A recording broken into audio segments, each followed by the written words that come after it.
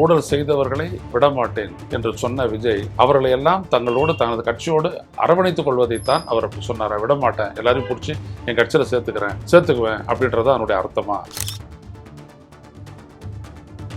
20,000 பேருடன் வந்துட்டு MR விஜயபாஸ்கரும் C விஜயபாஸ்கரும் தாவேக்காவில் இணைந்தனர் அப்படின்னு சொல்லிட்டு செய்திகள் எல்லாம் போடுறாங்க. விஜயபாஸ்கர் மேல குட்கா ஊழல் இருந்துட்டு கனிம ஊழல் வரைக்கும் பல வழக்குகள் இருக்குது. அடுத்தபடியா பாத்தீங்கன்னா இன்னொரு எம்ஆர் விஜயபாஸ்கர், இவர் மேல 37 வழக்குகள் இருக்கு. இந்த கட்சிக்கு வரக்கூடிய ஒருத்தரும் ஊழல் வழக்கை எதிர்கொண்டு அதன் மூலம் தங்களுடைய அரசியல் வாழ்க்கையை இழக்கக்கூடிய ஒரு அபாயகரமான நிலையில் இருப்பவர்கள் தான் தங்களுடைய எம்எல்ஏ பதவியை தியாகம் செய்துவிட்டு தாவேக்காவில் இணைந்து, ஏன்னா தாவேக்கா அரசு கிட்ட தான் அந்த அதிகாரம் இருக்குது. டிவிஎஸ்சியை வந்துட்டு பயன்படுத்தலாமா, அனுப்பலாமா, வழக்கை தொடரலாமா, இல்ல வழக்கை வழக்கை வந்துட்டு நடத்தலாமா, விசாரணை நடத்தலாமா அப்படின்றதெல்லாம் அவங்க கையில தான் இருக்கு. ஸோ அதை நிறுத்துறதுக்கும் தங்களை காப்பாற்றிக்கிறதுக்கும் அவங்க செய்யக்கூடிய இந்த வேலையை அதிமுக இருந்து ஒரு பெரிய மக்கள் ஆதரவு பெற்ற தாவேக்காவை நோக்கி அவர்கள் எல்லாம் வருகிறார்கள் என்கிற ஒரு பிம்பத்தை கட்டமைக்கிறார்கள். ஓ, அப்ப அந்த மிஸ்டர் அண்ட் மிஸ்ஸஸ் பெர்ஃபெக்ட் உண்மையிலேயே வர்த். நரம்பு தளர்ச்சியிலிருந்து விடுபட்டு உடம்பு ஒரு புது வீரியம் பெற மா நேச்சுரல்ஸோட மிஸ்டர் பெர்ஃபெக்ட்டை யூஸ் பண்ணுங்க.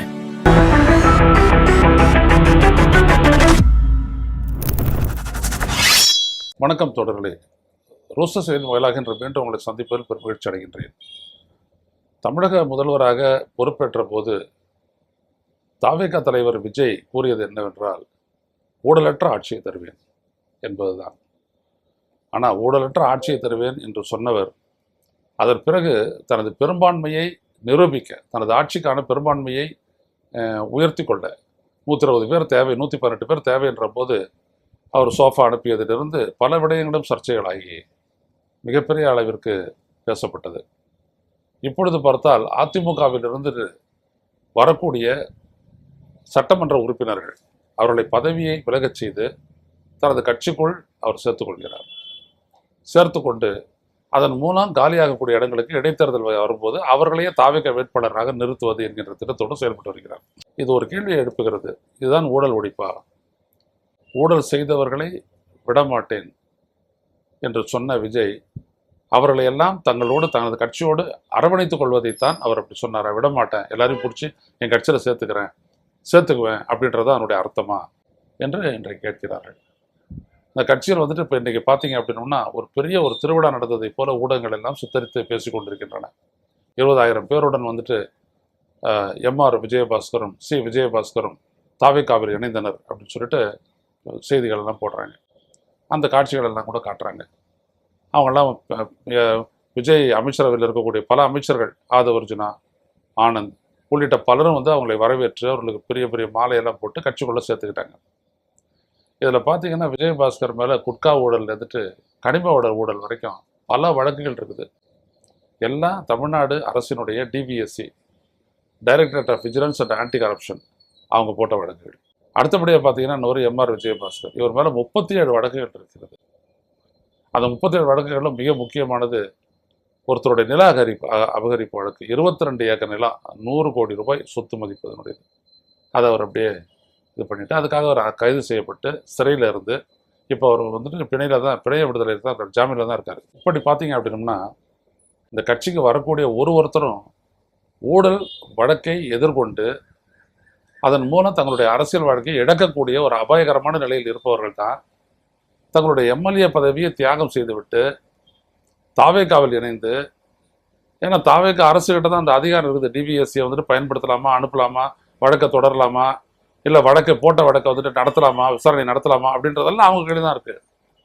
ஸோ அதை நிறுத்துறதுக்கும் தங்களை காப்பாற்றிக்கிறதுக்கும் அவங்க செய்யக்கூடிய இந்த வேலையை அதிமுக இருந்து ஒரு பெரிய மக்கள் ஆதரவு பெற்ற தாவேக்காவை நோக்கி அவர்கள் எல்லாம் வருகிறார்கள் என்கிற ஒரு பிம்பத்தை கட்டமைக்கிறார்கள். அதாவது இதுக்கு மேலே அதிமுக ஒன்றும் இல்லை, ரொம்ப பலவீனப்பட்டு போச்சு, அதனால அதிலிருந்து எல்லாம் வெளியேறி தாவேக்கா என்கின்ற பலம் வாய்ந்த சக்தியை நோக்கி அவர்கள் வருகிறார்கள்.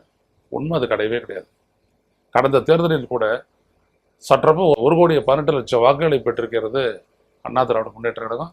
அந்த கூட்டணி 53 இடங்களை வென்றிருக்கிறது. அதனால அந்த கட்சி பலவீனப்பட்டு போச்சு அப்படிலாம் சொல்லலாம் முடியாது. இவங்களுக்கும் எடப்பாடி பழனிசாமிக்கும் இடையே அந்த அதிகார பகிர்வு தொடர்பாக, கட்சிக்குள்ள அதிகார பகிர்வு தொடர்பாக பிரச்சனை இருக்குது, அது வேற விஷயம். ஆனால் அந்த கட்சி வந்துட்டு பலமும் இழக்கலை, ஒன்றும் இல்லை. அதே மக்களவைத் தேர்தலில் இருந்த பலத்தை விட இப்பொழுது 16 லட்சம் ஓட்டு கூடுதலாக தான் பெற்றிருக்குது. அதனால் அது ஒன்றும் கிடையாது. ஆனால் இவங்க வர்றது தங்களை காப்பாற்றிக் கொள்ள இவர்கள் தாவேகாவில் இணைகிறார்கள். அவர்களை மனமு வந்து விஜய் வரவேற்கிறார். இதுதான் இங்கே ரொம்ப முக்கியம். ஏன் அப்படின்னம்னா, தன்னுடைய கட்சிக்கு இப்பொழுது வெளியில் இருந்துட்டு ஒரு 12-13 எம்எல்ஏக்கள் ஆதரிக்கிறாங்க. 5 காங்கிரஸ் எம்எல்ஏக்கள், 2 விடுதலை சிறுத்தைகள், 2 முஸ்லீம் லீக், 4 கம்யூனிஸ்டுகள். ஆக இந்த 13 பேரும் சேர்ந்து பெரும்பான்மை கொடுத்துட்டாங்க. ஆனால் விஜய் அவங்கள நம்ப தயாராக இல்லை. காரணம் என்னன்னா, இவர் முழுக்க முழுக்க பாஜக அரசு சொல்லக்கூடியதெல்லாம், ஒன்றிய அரசு சொல்லக்கூடியதெல்லாம் இங்கே நிறைவேற்றுறாரு. எடுத்துக்காட்டாக சொல்றோம்னா, தூய்மை பணியாளர்கள் போராட்டம் நடத்துகிறாங்க இங்கே மெட்ராஸில். அது 2 மண்டலங்களில் வந்துட்டு தனியார் மயமாக்கலை வந்துட்டு எதிர்த்து அவங்க வந்துட்டு போராட்டம் நடத்துகிறாங்க. அதுக்கு விஜய் ஆதரவு தெரிவித்தார். உங்களோட நான் நிற்கிறேன்னா சொன்னார் அவர். ஆனால் இவர் ஆட்சிக்கு வந்தோடனே பார்த்தோம்னா, கிட்டத்தட்ட 7-8 நகரங்களில், கரூர் உள்ளிட்ட நகரங்களில் அந்த தூய்மை பணியை வந்துட்டு தனியார் கொடுக்கறதுக்காக இவர் வந்துட்டு டெண்டரை விட்டுருக்காரு. அப்புறம் எல்லாரும் எதிர்த்த உடனே அவர் என்ன பண்ணாரு, அதை வித்ட்ரா பண்ணிட்டு அந்த டெண்டரை கேன்சல் பண்றாரு. அதே தான் ஏற்கனவே இருந்த ஸ்டாலினுடைய அரசு வந்துட்டு இந்த கழிவுகளை வந்துட்டு ஒரு ஆழமாக கொடி தோண்டி புதைக்கக்கூடிய அந்த திட்டத்துக்கு அனுமதி தரல. ஆனால் இவர் வந்துட்ட உடனே அதுக்கு அனுமதி தராரு. இன்னும் கடல்ல வந்துட்டு ஹைட்ரோ கார்பன் எடுப்பு, எரிவாயு எடுப்பெல்லாம் இருக்குது. அதுக்கெல்லாம் வந்துட்டு கேட்டிருக்காங்க பர்மிஷன். அதுக்கு இவர் தரப்போறாரா இல்லையான்றதை பொறுத்திருந்து பார்க்கணும். ஸோ இப்படி பாஜக சொல்லக்கூடியதெல்லாம் செய்யும் போது இவங்க ஒரு கட்டத்தில் வந்துட்டு நம்மளுக்கு கொடுக்கக்கூடிய ஆதரவை விலகிட்டு போயிடுவாங்க அப்படின்ற அச்சம் காரணமா விஜய் என்ன பண்றாரு, அதிமுக நிறைய பேரை வரவழைச்சு பதவி விலக செய்து அதன் மூலம் ஒரு இடைத்தேர்தலை திணித்து அந்த இடைத்தேர்தலை ஜெயிக்கிறவங்களை வந்துட்டு தன்னுடைய கட்சியினுடைய உறுப்பினர்களாக்கி பலம் பெற பார்க்கிறார். இது முழுக்க குதிரை பேரன்றது ஒன்றும் குறவில்லாமல் சொல்லலாம். அதோ மந்திரிகள், இவங்களுக்கெல்லாம் காசு இருக்குது, அதனால் இவங்களை வந்துட்டு வாங்க வேண்டியதில்லை, அவங்க தங்களை காப்பாற்றிக்க வராங்க, அதனால் காசு செலவு எதுவும் இல்லை. மற்றபடி எம்எல்ஏக்கள் எல்லாம் மதுராந்தக எம்எல்ஏ, அப்புறம் வந்துட்டு இன்னும் ஏகப்பட்ட எம்எல்ஏக்கள் அவங்களாம் வந்துட்டு அம்பாசமுத்திரம் வரைக்கும் வாங்கியிருந்தாங்க. கிட்டத்தட்ட 4 எம்எல்ஏக்கள். அவங்க எல்லாருமே பார்த்தீங்கன்னா காசு செலவு பண்ணி தான் ஜெயிச்சுட்டு வந்துருக்குறாங்க. அப்போ அந்த காசை காம்பன்சேட் பண்ண வேணாவா? அது கொடுக்காமலே அவங்க கட்சிக்கு வந்துடுவாங்க. இல்லை மறுபடியும் தேர்தல் நிற்கும் போது காசு கொடுக்காது தேர்தலில் ஜெயிப்பாங்க. செலவு இருக்குல்ல, நிறைய கொடுக்கணும்ல. விஜயே வந்துட்டு என்ன பண்ணாரு, அவங்களோட கட்சியின் சார்பாக வேட்பாளர்களாக கேட்க வந்தவங்கள 5 கோடி செலவு பண்ணுவியானே கேட்டிருக்காரு அவர். அதாவது மக்களுக்கு காசு தர்றதுக்கு. வெளியில் வந்துட்டு பஸ் மேலே ஏறிட்டு அவர் என்ன வேணாலும் பேசலாம். ஆனால் யதார்த்தத்தில் அவர் இப்படி தான் செய்கிறாரு. அப்போது இவங்க பாருங்க, ஃபுல்லாக குதிரை பேரத்தில் தான் ஈடுபடுறாங்க. ஆனால் குதிரை பேரத்தில் ஈடுபட்டு எம்எல்ஏக்களை வாங்கி அவங்கள பதவி விலக செய்து தங்களுடைய கட்சிகளை சேர்த்துக்கிட்டு உறுப்பினர் அட்டையெல்லாம் வழங்கிட்டு எல்லாம் பண்ணிட்டு இருக்கிறாங்க. இதுக்கெல்லாம் வந்துட்டு சபாநாயகர் துணை போறாரு. ஏன்னா அவர் வந்துட்டு என்ன பண்றாரு அப்படின்னா, பதவி ஒரு கட்சிக்கு தாங்கள் சார்ந்த கட்சிக்கினுடைய முடிவுக்கு எதிராக அவர்கள் விஜய் அரசுக்கு ஆதரவாக வாக்களித்தார்கள் நம்பிக்கை தீர்மானத்தில். அந்த கடமையை அவங்களுடைய பதவி நீக்கம் முடிஞ்சிருது. அரசமைப்பு சட்டத்தினுடைய 10வது ஷெட்யூல் படி முடிஞ்சிருச்சு. ஆனால் அதை வந்துட்டு முடிவே எடுக்காமல் தள்ளி போட்டு கடைசியில் அவங்க வந்துட்டு ஒரு மன்னிப்பு கடிதம் கொடுத்தாருன்னு சொல்லிட்டு ஏற்றுக்கிட்டு அதை ட்ராப் பண்ணிட்டாங்க. இன்னும் 4 பேர் 21 பேருக்கு இப்படி மீதி இருக்கிற 4 பேருக்கு வந்துட்டு என்ன அப்படின்னம்னா அவங்களுடைய ராஜினாமா கடிதங்களை இவர் ஏற்றுக்கிறாரு. அவங்க தான் ஏற்கனவே பதவி இழந்துட்டாங்களே. இப்படி தங்களுடைய அந்த பெரும்பான்மையை வந்துட்டு காப்பாற்றிக் கொள்வதற்காக எதிர்காலத்தில் எடுக்கக்கூடிய முடிவுனால இப்போ ஆதரிக்கக்கூடிய இந்த கட்சிகள் எல்லாம் ஆதரவை திரும்ப பெற்றாலும் கூட தனது ஆட்சி கவிடாமல் இருப்பதற்காக அதிமுகவிலிருந்து வருகின்றவர்களை பதவியை ராஜினாமா செய்ய வைத்து மறுபடியும் ஒரு தேர்தலை திணித்து அதன் மூலம் அவர்களை மறுபடியும் கொண்டு வந்துட்டு கட்சியினுடைய பெரும்பான்மையை கொண்டு வரலாம் அப்படின்ற ஒரு திட்டத்தோட தான் விஜய் செயல்படுறாரு. இது நல்லா தெரியுது. இது அனைத்தும் குதிரை பேரம் தானே. இது இல்லாத வைகோ வந்துட்டு விஜய் சந்திக்கிறாரு. சந்திச்சு திமுகவினுடைய சின்னத்தில் போட்டிட்டு ஜெயிச்சா அவங்கள நான் ரிசைன் பண்ண சொல்றேன், நீங்க பரப்புரை பண்ணி அவங்களை ஜெயிக்க வைங்க. அதாவது அவர் எப்படி சொல்றாருன்னா, விஜய் வந்து ரிசைன் பண்ணிட்டு அவங்களை நிற்க சொல்லுங்க, நான் வந்துட்டு பரப்புரை பண்ணி ஜெயிக்க வைக்கிறேன் அப்படின்னு விஜய் சொன்னதா முதல்ல சொல்லிட்டாரு வைகோ. அப்புறம் அதை மாற்றி பேசுறாரு. ஆக இங்க பாத்தீங்க அப்படின்னம்னா தன்னுடைய ஆட்சியை தக்க வைத்துக் கொள்வதற்காக எல்லா விதமான பாஜக என்னத்தெல்லாம் ஈடுபடுமோ அதிலெல்லாம் ஈடுபடுறாரு விஜய். இதுதான் இங்க கவனிக்க வேண்டியது. அது இல்லாத இப்ப என்ன பண்றாருன்னா, இந்த குதிரை பேர குற்றச்சாட்டுகள் அதிகரிச்சு வழக்கெல்லாம் கூட வருது. ஏன்னா இன்னொரு பக்கம் அதிமுக போட்டு என்ன சொல்லிட்டாங்க, இப்ப இந்த மாதிரி கட்சி மாறி நின்று பதவியை பெற்று அதிமுக உறுப்பினர்களாக பதவி பிரமாணம் செய்து கொண்டு அதன் பிறகு இப்பொழுது மாறி தாவேக்காவுக்கு போயிட்டு தங்களுடைய பதவியை விலகிறவங்கள அந்த தொகுதிகளில் தேர்தல் நடத்தக்கூடாது அப்படின்னு சொல்லிட்டு அதிமுக சார்பாக தேர்தல் ஆணையத்தில் ஒரு மனுவை இன்பத்துறை கொடுத்துட்டாரு. அதன் மேலே தேர்தல் ஆணையம் என்ன விதமான நடவடிக்கை எடுக்க போகுதுன்னு தெரியல. இந்த நிலையில தான் திமுக வந்துட்டு எம்எல்ஏக்களை வாங்குறாங்க அப்படின்னு ஒரு புதுசாக ஒரு குற்றச்சாட்டை ஒன்று சொல்லி திருநாவுக்கரசு என்பவர் ஊத்தங்கரை சட்டமன்ற உறுப்பினர் தாவேக சட்டமன்ற உறுப்பினர் இளையராஜா கிட்ட பேரம் பேசியிருக்கிறாரு. 15 கோடியிலேருந்து 35 கோடி வரைக்கும் பேரம் பேசியிருக்காருன்னு சொல்லிட்டு அவரோட சேர்ந்த 3 பேரை கைது பண்ணி அவங்கெல்லாம் வந்துட்டு செந்தில் பாலாஜியோட தொடர்புடையவங்கன்னு சொல்லி அவங்க மேலே வழக்கெல்லாம் பதிவு பண்ணியிருக்காங்க. பட் நீதிமன்றத்துக்கு போகும்போது இந்த மாதிரின்னு சொன்னாங்க அப்படின்னோம்னா காசு கைமாறுறதுக்கான அத்தாட்சியை நீங்கள் கொடுங்க அப்படின்னு கேட்க போகுது நீதிமன்றம். ஏன்னா நிறைய இடி வழக்கிலேயே அதுதான் ரொம்ப பெரிய பிரச்சனை ஆச்சு மோடி அரசுக்கு. அதே தான் இங்கேயும் கேட்க போகிறாங்க. இதில் இவங்க எப்படி இவங்களெல்லாம் நிரூபிக்க போகிறாங்கன்றதை பொறுத்திருந்து பார்ப்போம். ஒன்று மட்டும் தெரியுது, விஜயை பொறுத்த வரைக்கும் அவரது ஆட்சியை பொறுத்த வரைக்கும் ஒரு இயங்காத ஒரு நிலையை நோக்கி அது போய்கிட்டு இருக்குதோன்ற ஒரு எண்ணம் வருது. ஏன்னா இவங்க முழுக்க முழுக்க கவனம் செலுத்துறது பாலிடிக்ஸில் தான் கவனம் செலுத்துகிறாங்களே ஒழிய ஆட்சி நிர்வாகத்தில் கவனம் செலுத்தலை. எதுவுமே வந்துட்டு நடக்கலை. இதுதான் உண்மை.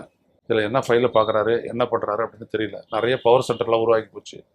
இவருக்கு வந்துட்டு அரசியல் ஆலோசனை நடத்துகிறவரெல்லாம் இன்றைக்கி வந்துட்டு பார்த்தீங்கன்னா மறுபடியும் ஆலோசகராக இருந்து செயல்படுறாங்க. ஸோ ஒரு இயங்காத ஒரு அரசு நிலையை நோக்கி இந்த அரசு போகிறதா அப்படின்ற ஒரு பெரிய கேள்வி எழுது.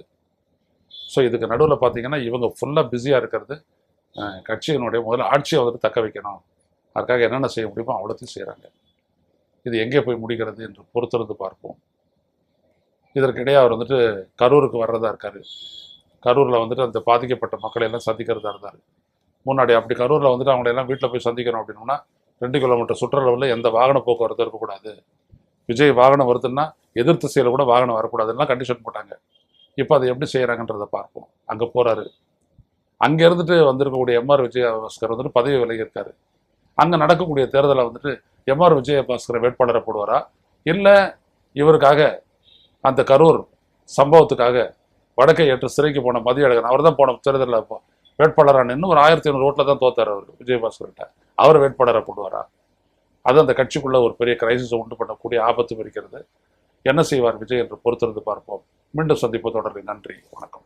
ஓ, அப்ப அந்த மிஸ்டர் அண்ட் மிஸ்ஸஸ் பெர்ஃபெக்ட் உண்மையிலேயே வர்த். நரம்பு தளர்ச்சியிலிருந்து விடுபட்டு உடம்பு ஒரு புது வீரியம் பெற மா நேச்சுரல்ஸோட மிஸ்டர் பர்ஃபெக்ட்டை யூஸ் பண்ணுங்க. ஊடகம், கார்ப்பரேட், அரசியல்வாதிகளின் கைப்பாவையாக அடிமைகளாக இருந்தது போதும். இனி சாட்டை எடுத்து சுழற்றும் நேரம் வந்துவிட்டது. ஊடகம் பொதுமக்களாகிய உங்களுக்காக, உங்களாலேயே இயக்கப்பட வேண்டும். ஊடக சுதந்திரத்திற்காக உங்களின் பங்களிப்பை இன்றே அளித்திடுங்கள்.